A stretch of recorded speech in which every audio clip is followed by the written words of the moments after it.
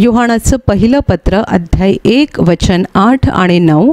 योहानाचं पहिलं पत्र अध्याय 1 वचन 8 आणि 9 मी वाचून दाखवते, सर्वजण लक्ष द्या. आपल्या ठाई पाप नाही असे जर आपण म्हणत असलो तर आपण स्वतःला फसवितो व आपल्या ठाई सत्य नाही. जर आपण आपली पापे पदरी घेतली तर तो विश्वसनीय व न्यायी आहे, म्हणून आपल्या पापांची क्षमा करेल व आपल्याला सर्व अनीतीपासून शुद्ध करेल. Hallelujah, hallelujah, hallelujah, hallelujah, hallelujah. माझ्या प्रिय बंधू भगिनींनो, देवाचं वचन आपल्याला असं सांगत आहे की जर आपल्या ठाई पाप नाही, आपल्यामध्ये पाप नाही असं जर आपण म्हणत असलो तर आपण स्वतःला फसवतो आणि आपल्यामध्ये सत्य नाही आहे. पण जर आपण आपली पापं कबूल केली तर तो म्हणजे परमेश्वर, प्रेमळ पिता, जो विश्वसनीय आणि न्यायी आहे, तो आपल्याला सगळ्या पापांची क्षमा करेल आणि सर्व अनीतीपासून शुद्ध करेल. Hallelujah, hallelujah, hallelujah, hallelujah. माझ्या प्रिय बंधू भगिनींनो, ह्या जगातल्या प्रत्येक माणसाविषयी बायबल असं म्हणतं की सर्वजण पापी आहेत. सगळेजण देवाच्या विरुद्ध वागतात, सगळेच देवाच्या आज्ञा मोडतात आणि पवित्र, निष्कलंक, शुद्ध असा एकही माणूस जगामध्ये नाही आहे. देवाचं वचन असं स्पष्ट सांगतं की सगळ्यांनी पाप केलं आहे आणि सगळे देवाच्या गौरवाला उणे पडलेले आहेत. या जगातला प्रत्येक मनुष्य देवाच्या नजरेला पापी आहे. या जगातला प्रत्येक मनुष्य अशुद्ध आहे. प्रत्येक मनुष्य पापाने घाणेरडा बनलेला आहे. परंतु देवपित्याची इच्छा आहे, त्याच्या अगदी हृदयातली ही इच्छा आहे की प्रत्येक माणसाने आपली पापं पदरी घ्यायला पाहिजेत, आपली पापं कबूल करायला पाहिजेत. कारण जो नम्रपणे आपली पापं देवासमोर येऊन कबूल करतो, आपली पापं पदरी घेऊन नम्रपणे आपल्या पापांचा पश्चाताप करतो, त्या सगळ्यांवर दया करण्यासाठी देवाला आनंद वाटतो. म्हणून वचनामध्ये 2 शब्द वापरलेले आहेत की तो विश्वसनीय आहे आणि न्यायी आहे. जर आपण आपली पापं पदरी घेतली, जर आपण नम्रपणे आपली पापं त्याच्यासमोर कबूल केली तर तो आपल्याला क्षमा करेल आणि आपल्याला शुद्ध करेल, कारण तो विश्वसनीय आणि न्यायी परमेश्वर आहे. Hallelujah, hallelujah, hallelujah. याचा अर्थ जेवढे नम्रपणे त्याच्याकडे येऊन आपली पापं कबूल करतात त्या सगळ्यांना तो पापांची क्षमा करतो, सगळ्यांना. पण त्यासाठी आपण देवासमोर येऊन नम्रपणे आपली पापं कबूल करून पश्चाताप करणं आवश्यक आहे. म्हणून वचनात सुरुवातीला असं म्हटलेलं आहे की जर आपण असं म्हणालो की माझ्यामध्ये पाप नाही आहे तर आपण स्वतःला फसवतोय आणि आपल्यामध्ये सत्य नाही आहे. मी पाप करत नाही आहे, माझ्या जीवनामध्ये काहीच वाईट नाही आहे असं कुणीच बोलू शकत नाही, कुणीच नाही. कोणताही माणूस कितीही मोठा श्रीमंत असेल, कितीही भारी शिक्षण घेतलेला असेल किंवा समाजामध्ये त्याला कितीही फार मोठी मान आणि प्रतिष्ठा असेल, तरी देवाच्या नजरेसमोर आपण सगळे पापी आहोत. समाजासमोर आपण किती सभ्य दिसतोय, समाजासमोर आपण किती सज्जन दिसतोय ते महत्त्वाचं नाही आहे, कारण देव आपल्या बाहेरच्या गोष्टींकडे बघत नाही. खूप वेळेला शिक्षणाकडे बघून, पैशाकडे बघून लोक दुसऱ्यांना मान देतात. किती शिकलेला माणूस आहे, किती श्रीमंत माणूस आहे, किती प्रतिष्ठित माणूस आहे, या असल्या सगळ्या गोष्टीकडे बघून समाज आपल्याला मान देतं. पण आपल्याला प्रत्येकाला माहिती आहे की आपण आतमध्ये कोण आहोत. लोक आपल्याला काय म्हणतात हे महत्त्वाचं नाही आहे, आपण देवासमोर कोण आहोत हे महत्त्वाचं आहे.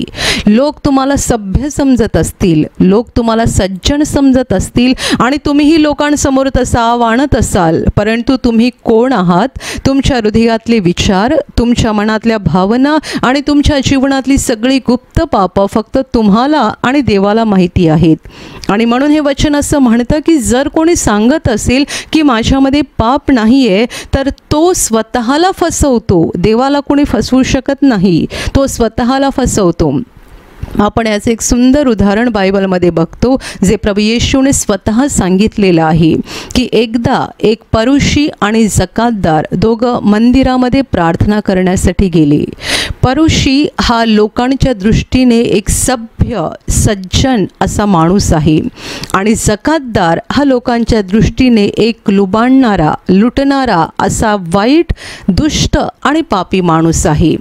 लोकांच्या दृष्टीने सभ्य असलेला माणूस आणि लोकांच्या दृष्टीने पापी असलेला माणूस, अशी दोन माणसं मंदिरात प्रार्थना करायला जातात. परुषी मंदिरामध्ये अगदी वेदीच्या जवळ जाऊन उभा राहतो, कारण त्याच्या मनात असे विचार आहेत की मी जगातला एक पवित्र माणूस आहे. तो जवळ जातो आणि तो देवाकडे अशी प्रार्थना करतो की हे देवा, मी तुझे आभार मानतो, कारण मी इतर माणसासारखा व्यभिचारी नाही आहे, मी इतर माणसासारखा पापी नाही आहे, मागे जो जकातदार उभा आहे त्याच्यासारखा मी नाही आहे. तो स्वतःविषयी देवाला अशा भाषेत सांगत आहे की जणू काही देवाला त्याचं जीवन माहीतच नाही आहे.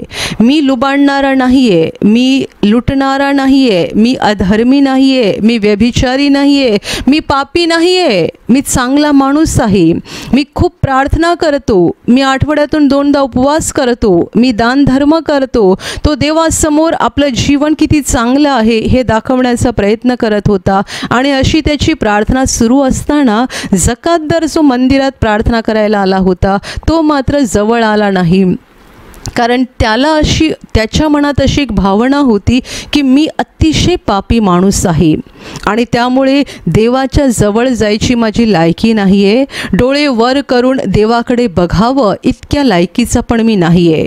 आणि प्रभू येशू असं म्हणतोय की हा जकातदार खाली मान करून जमिनीकडे बघून ऊर बडवून छाती बडवून असं देवाला सांगत होता, हे देवा, मज पाप्यावर दया कर. एका मंदिरात एका वेळेला 2 माणसांची प्रार्थना सुरू आहे. देवाचे कान दोघांकडे लागलेले आहेत. एकच मंदिर, 2 माणसं प्रार्थना करत आहेत, दोन्ही वेगवेगळ्या प्रकारची आहेत. एक माणूस जगाच्या दृष्टीने सभ्य चांगला धर्मपुढारी आणि दुसरा माणूस दुसऱ्यांना लुबाडणारा फसवणारा चोर आणि लोकांच्या दृष्टीने पापी असा मनुष्य, हे दोघं प्रार्थना करत आहेत. एकाची प्रार्थना सुरू आहे, तो देवाचे आभार मानत आहे अशासाठी की त्याचं जीवन खूप चांगलं आहे.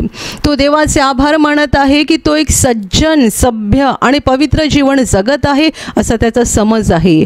आणि मागे जो उभा आहे तो रडतोय आणि देवाला सांगतोय की मी पापी आहे, माझ्यावर दया कर. आणि प्रभू येशू म्हणतोय की या दोघांपैकी जकातदार नीतिमान ठरून घरी परत गेला. जकातदार नीतिमान ठरून आपल्या घरी परत गेला. परुषी, ज्याला लोक सज्जन म्हणायचे, त्याच्याविषयी येशूने काहीही सांगितलं नाही की देवाने त्याला पापांची क्षमा दिली अथवा नाही, तो नीतिमान ठरला अथवा नाही. पण जकातदाराविषयी येशूने स्पष्ट सांगितलं की तो नीतिमान ठरला म्हणजे कोणी ठरवलं? जगाने नाही, देवाने त्याला नीतिमान ठरवलं.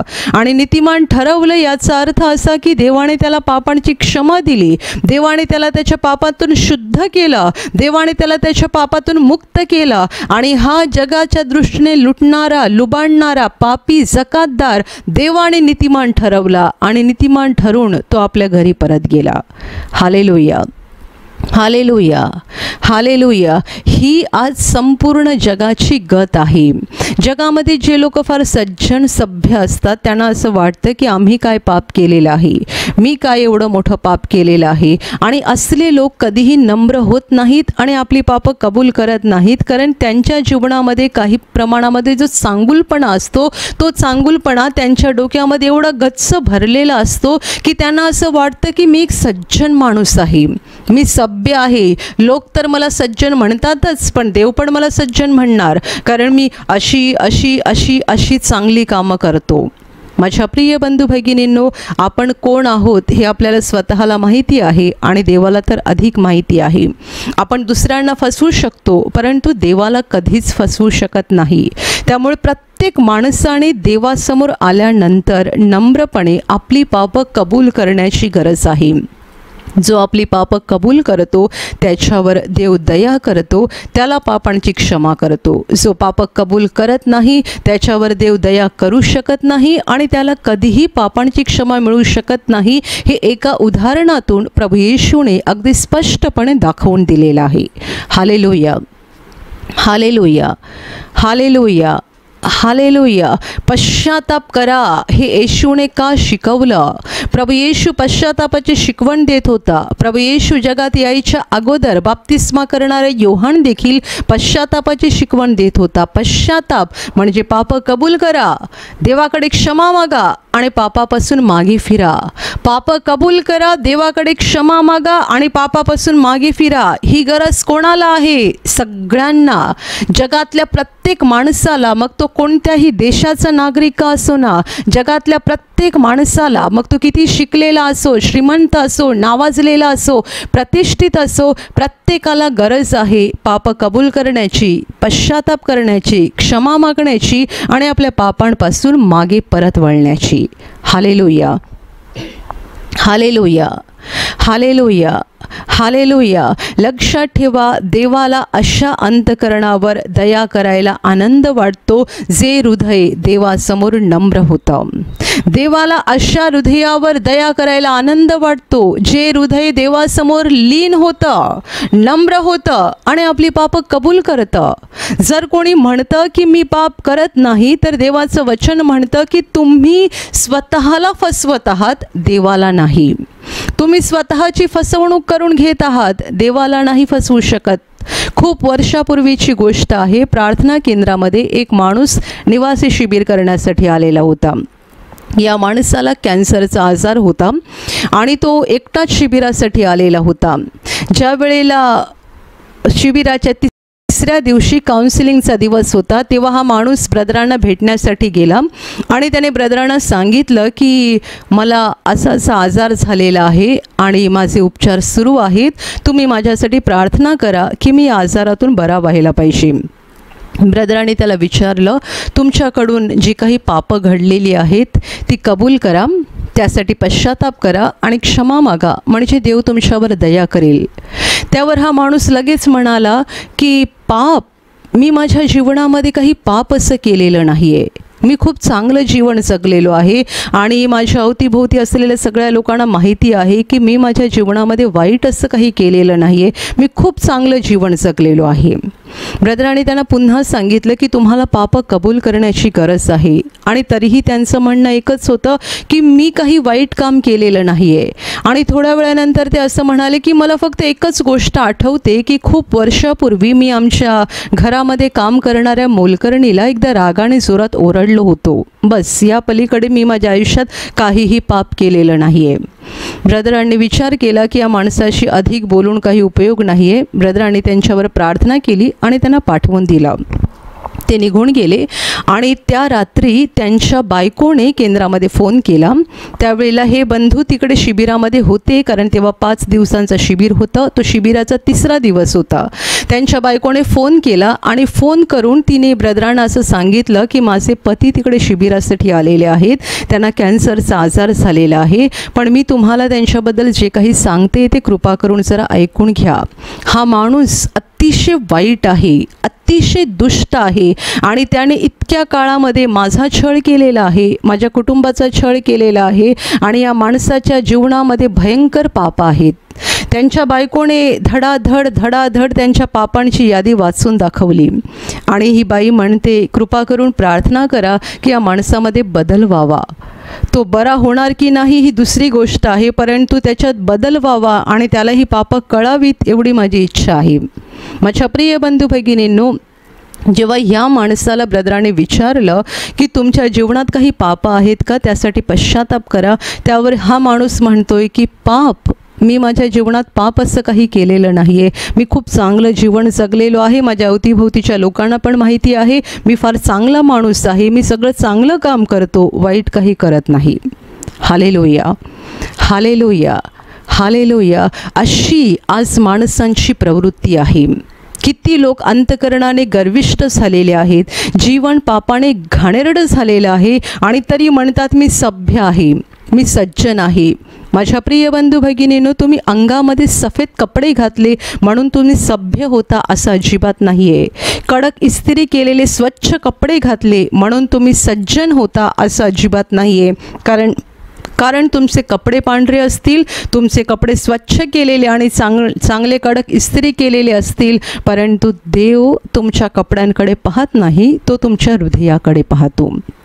तो न्यायी परमेश्वर आहे. तो हृदयाकडे पाहून माणसाचा न्याय करतो. जो आपली पापं कबूल करायला तयार आहे त्याच्यावर तो दया करायला तयार आहे. तो विश्वसनीय आहे. त्याने सांगितलेला आहे की जो पापं कबूल करणार त्याच्यावर तो दया करणार, आणि तो विश्वसनीय आहे. तो खोटं बोलत नाही. जेवढे त्याच्यावर विश्वास ठेवून पश्चाताप करतात त्या सगळ्यांवर तो दया करतो. त्या सगळ्यांना पापांची क्षमा करतो, मग त्यांची पापं कितीही मोठी का असोनात. प्रभू येशू ख्रिस्त जेव्हा या जगामध्ये होता त्यावेळेला त्याच्या सभोवती नेहमी पापी लोक, व्यभिचारी लोक, जकातदार लोक, जे जगाच्या दृष्टीने अतिशय वाईट लोक होते, असे लोक त्याच्या बाजूला असायचे. कारण त्या लोकांना जग प्रेम देत नव्हता, येशू त्यांना प्रेम देत होता. जेवढ्यांनी आपली पापं कबूल केली त्या सगळ्यांवर त्याने दया केली, त्या सगळ्यांवर त्याने प्रेम केलं. बायबलमध्ये एक सुंदर प्रसंग लिहिलेला आहे की एकदा प्रभू येशू ख्रिस्त एका पुरुषाच्या घरी जेवणासाठी गेलेला होता. प्रभू तिकडे होता, त्याचे शिष्य तिथे होते आणि इतरही काही माणसं त्या ठिकाणी होती. आणि प्रभू तिथे जेवणासाठी बसलेला असताना त्या गावातली एक पापी स्त्री त्या घरामध्ये आली. ती येशूजवळ गेली, प्रभू येशूच्या चरणाजवळ बसली आणि तिथे बसून ती रडायला लागली. तिने तिच्या अश्रूंनी प्रभू येशूचे पाय धुतले. स्वतःच्या केसांनी तिने प्रभूचे पाय पुसले आणि पुष्कळ वेळा तिने प्रभू येशूच्या पायाचं चुंबन घेतलं. ज्या वेळेला ही बाई त्या घरामध्ये आली, प्रभू येशूच्या पायाकडे जाऊन बसली, रडायला लागली आणि खूप वेळ रडून तिने तिच्या अश्रूंनी प्रभूचे पाय धुतले, केसांनी येशूचे पाय पुसले, त्याच्या पायाचे पुष्कळ वेळा मुखे घेतले. तेव्हा बराच वेळ हा प्रकार सुरू असताना बाकीचे लोक हे बघत होते आणि ज्या पुरुषाच्या घरी प्रभू जेवणासाठी गेलेला होता तो पुरुषी पण बघत होता. आणि या सगळ्यांच्या मनात विचार सुरू होते की हा जर देवपुत्र आहे तर याला समजत नाही का की ही बाई कोण आहे. ही या गावातली एक पापी स्त्री आहे, ही व्यभिचारी बाई आहे आणि या पापी बाईला तो स्वतःला हात का लावू देतो. ती अतिशय घाणेरडी पापी बाई आहे, हा पवित्र देवपुत्र आहे आणि असं असताना तो तिला स्वतःला स्पर्श का करू देतो. पण ज्या वेळेला हे सगळं सुरू होतं तेव्हा प्रभूने तिला काही अडथळा आणला नाही, तिला सगळं करू दिलं. आणि सगळं झाल्यानंतर प्रभू येशू ख्रिस्त त्या पुरुषाला म्हणाला, मी तुझ्या घरी जेवणासाठी आलो, परंतु तू मला पाय धुवायला पाणी देखील दिलं नाही. पण या बाईने तिच्या अश्रूंनी माझे पाय धुतलेले आहेत. मी तुझ्या घरी आलो पण तू माझ्या तोंडाचं एकदाही चुंबन घेतलं नाहीस. पण या बाईने इथे आल्यापासून माझ्या पायाचं चुंबन घेणं थांबवलेलं नाही. आणि प्रभू येशू तिच्याकडे वळून म्हणाला, हिने जी पुष्कळ पापं केली होती त्या सगळ्या पापांची तिला क्षमा झालेली आहे.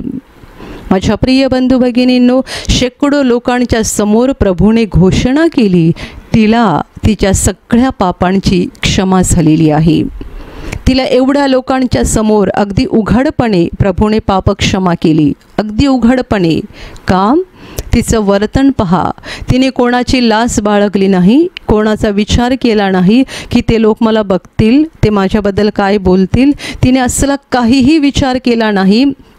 प्रभू तिकडे असल्यामुळे संपूर्ण घर लोकांनी भरलेलं होतं आणि त्या ठिकाणी जाऊन तिने प्रभू येशूच्या चरणाजवळ बसून शब्दाविना पश्चाताप केला.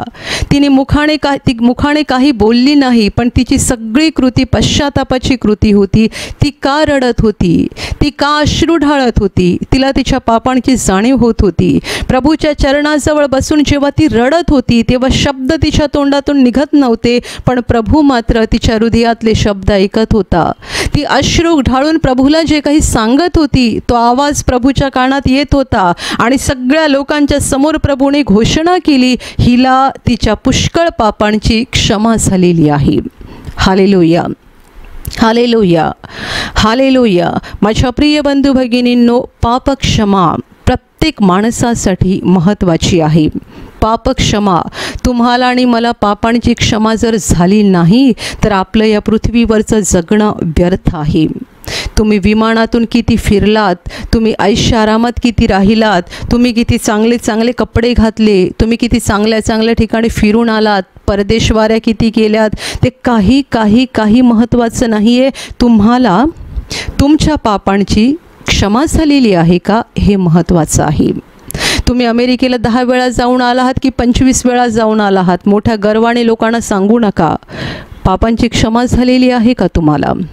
तुमच्याकडे 10 कोटी आहेत की 100 कोटी जमलेले आहेत, गर्वाने लोकांना सांगू नका. तुम्हाला पापांची क्षमा झालेली आहे का? तुम्ही किती वेळा विमान प्रवास केला, मोठ्या अहंकाराने सांगू नका. तुम्हाला पापांची क्षमा झालेली आहे का? जर पापांची क्षमा झालेली नाही तर सगळं व्यर्थ आहे. ज्याला पापांची क्षमा होते त्याचा देवाशी समेट होतो. ज्याला पापांची क्षमा होते तो देवाचा मुलगा बनतो, ती देवाची मुलगी बनते. ज्याला पापांची क्षमा होते त्याचं नाव स्वर्गात जीवनाच्या पुस्तकामध्ये लिहिलं जातं. स्वर्गातल्या जीवनाच्या पुस्तकात तुमचं नाव नोंदवलं जावं म्हणून प्रयत्न करा. स्वर्गातल्या जीवनाच्या पुस्तकात तुमचं नाव लिहिलं जावं म्हणून प्रयत्न करा आणि त्यासाठी पापक्षमेची गरज आहे. ज्याला पापक्षमा झाली त्याचं नाव जीवनाच्या पुस्तकात लिहिलं गेलं. ज्याला पापक्षमा झाली त्याच्यासाठी स्वर्ग उघडला गेला. ज्याला पापक्षमा झाली तो पृथ्वीवरचं जीवन संपलं की सरळ स्वर्गात पोहोचणार आणि अनंत काळ युगानयुग देवाबरोबर स्वर्गात राहणार. Hallelujah, hallelujah, hallelujah, hallelujah. माझ्या प्रिय बंधू भगिनींनो, बाकी काही महत्त्वाचं नाही आहे. पापक्षमा सगळ्यात महत्त्वाची आहे. पापक्षमा मिळवून घेण्यासाठी धडपड करा. त्यासाठी प्रभू येशूवर विश्वास ठेवा, कारण आपल्याला पापांची क्षमा देण्यासाठीच प्रभू येशूने क्रूसावर प्राण दिलेला आहे. आपली पाप स्वतःच्या शरीरावर घेऊन, आपल्या पापांची सगळी शिक्षा आणि सगळे शाप स्वतःवर घेऊन प्रभूने क्रूसावर प्राण दिलेला आहे. जो त्याच्यावर विश्वास ठेवतो आणि आपली पाप पदरी घेऊन पश्चाताप करतो त्या सगळ्यांना पापांची क्षमा मिळते आणि ते पापातून मुक्त होतात. येशूवर विश्वास ठेवा, पापांची क्षमा मिळवा आणि रोज जेव्हा जेव्हा तुमच्या हातून पाप घडतात तेव्हा पश्चाताप करत राहा. काही लोक प्रभू येशूवर विश्वास ठेवतात आणि हा विश्वासाचा प्रवास सुरू असताना कालांतराने त्यांना असं वाटतं की हे रोज रोज पापांचा पश्चाताप करणं, क्षमा मागणं या गोष्टीची काही गरज नाही आहे. ते तर आम्ही एकदाच केलेलं आहे. एकदाची आम्ही पापक्षमा मागितलेली आहे. एकदाच आम्ही पश्चाताप केलेला आहे. रोज त्या गोष्टीची गरज नाही आहे. माझ्या प्रिय बंधू भगिनींनो, स्वतःची फसवणूक करून घेऊ नका. कारण एकदा आपण पापांचा पश्चाताप केला, क्षमा मागितली की त्यानंतर एका दिवसात आपण पवित्र होत नाही. त्यानंतर आपल्या जीवनामध्ये काही पाप सुरू असतात. म्हणून प्रभू येशूने त्याच्या शिष्यांना असंही सांगितलं होतं की ज्याचं स्नान झालेलं आहे त्याला पाय धुण्याखेरीज आणखी काही धुण्याची गरज नाही. ज्याची आंघोळ झालेली आहे त्याला आता पुन्हा आंघोळ करायची गरज नाही आहे, पण त्याला पाय धुण्याची मात्र गरज आहे. कारण पाय आपले जमिनीला लागलेले असतात आणि ते वेळोवेळी घाणेरडे होत असतात. आपण या जगामध्ये आहोत, जगाच्या घाणीमध्ये आहोत. येशूवर विश्वास ठेवून आपण एकदा आपल्या पापांचा पश्चाताप केला, आपण येशूवर विश्वास ठेवून पापांची क्षमा मिळवली म्हणजे आपण सर्वांगी शुद्ध झालो. आपल्याला पापांची क्षमा झाल्यानंतर देवाने आपल्याला अनितीतून मुक्त केलं, पण पायाला घाण मात्र लागणं सुरू राहतं, कारण आपण जगाच्या घाणीत आहोत. म्हणून ह्या पापांचा आपण रोज पश्चाताप केला पाहिजे. प्रभूने सांगितलं की त्याला पाय धुण्याची मात्र गरज आहे. म्हणजे जरी तुम्ही येशूवर विश्वास ठेवून 10 वर्षे झालेली आहेत, 25 वर्षे झालेली आहेत, तरीसुद्धा तुम्हाला रोज पापांचा पश्चाताप करायची गरज आहे. कारण अजून आपण जगाच्या घाणीमध्ये आहोत आणि अजूनही आपल्याकडून पाप घडत आहेत, अजूनही आपल्याकडून देवाविरुद्ध वागणं घडत आहे. आणि म्हणून रोज आपण पश्चाताप केला पाहिजे, रोज पापांची क्षमा मागितली पाहिजे. Hallelujah, hallelujah, hallelujah, hallelujah. माझ्या प्रिय बंधू भगिनींनो, पश्चाताप करत राहा. रोज प्रभूच्या क्रूसाजवळ या, पाप कबूल करा, पश्चाताप करा आणि क्षमा मागा, कारण ह्या पापक्षमेशिवाय आपलं सगळं जीवन व्यर्थ आहे. प्रभूच्या क्रूसाची आठवण एकदा करून होत नाही, रोज त्याच्या क्रूसाची आठवण करा की त्याने माझ्यासाठी क्रूसावर प्राण दिलेला आहे, त्याने माझ्यासाठी क्रूसावर बलिदान केलेलं आहे.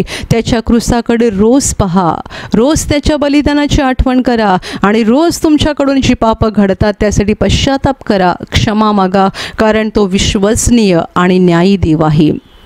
त्याने आपल्याला वचन दिलेलं आहे, जे नम्रपणे त्याच्यासमोर पापं कबूल करतात त्या सगळ्यांवर तो दया करतो आणि त्या सगळ्यांना तो क्षमा करतो. पापं कबूल करा, पश्चाताप करा आणि अगदी प्रामाणिकपणे पापापासून मागे फिरायचा प्रयत्न करा. तुमच्या जीवनामध्ये जी काही फार भयंकर मोठी पापं असतील ती पूर्णपणे काढून टाका आणि जी छोटी छोटी पापं तुमच्याकडून होत राहतील त्या पापांसाठी अगदी नियमितपणे पश्चाताप करत राहा, क्षमा मागत राहा. तो विश्वसनीय आणि न्यायी देव आहे. तो आपल्याला क्षमा करायला आणि सर्व अनितीपासून शुद्ध करायला तयार आहे. Hallelujah, hallelujah, hallelujah, hallelujah, hallelujah. आणि आता मी तुमच्यासाठी प्रार्थना करणार आहे. पूर्ण विश्वास ठेवा की प्रभू येशू एका क्षणात तुम्हाला स्पर्श करून बरं करेल. एका क्षणात तो तुमच्या जीवनातलं दुःख काढून टाकेल, कारण प्रभू आजही जिवंत आहे. 2000 वर्षांपूर्वी तो देहरूपात या जगात होता. आज देहरूपात नाही आहे, पण आत्म्याच्या रूपाने आहे. आणि जिथे जिथे लोक त्याच्यावर विश्वास ठेवतात आणि विश्वासाने त्याला हाक मारतात तिकडे तिकडे तो त्यांच्या अगदी जवळ असतो, त्यांना बरं करायला, त्यांना आनंदित करायला आणि त्यांना सैतानाच्या हातातून सोडवायला तो नेहमीच तयार असतो. म्हणून विश्वास ठेवा, प्रभू इथे आहे. तो तुम्हाला स्पर्श करेल आणि तुमचं जीवन बदलून टाकेल. जिथे तुम्हाला आजार आहे तिथे विश्वासाने हात ठेवा आणि तिथे हात ठेवणं शक्य नसेल तर छातीवर हात ठेवा. प्रभू येशूच्या नावाने या क्षणाला तुमच्या शरीरातले सगळे आजार नष्ट होत, प्रभू येशूच्या नावाने तुमच्या जीवनातील सगळी दुःख निघून जावोत. सैतानाची सर्व कामं तुमच्या घरातून आणि तुमच्या कुटुंबातून प्रभू येशूच्या नावाने पूर्णपणे नष्ट होत. सर्व शुद्धात्म्यांनो, प्रभू येशूच्या नावाने मी तुम्हाला आज्ञा देत आहे, या क्षणाला यांना सोडून निघून जा आणि पुन्हा त्यांच्यात शिरू नका. प्रभूचं महान सामर्थ्य तुमच्यावर येऊ, पवित्र आत्मा तुमच्यावर येऊ, पवित्र आत्म्याचा आनंद तुमच्या जीवनात येऊ, पवित्र आत्म्याची शांती तुमच्या हृदयात येऊ आणि तुमचं जीवन स्वर्गीय प्रकाशाने भरून जावो. आमीन.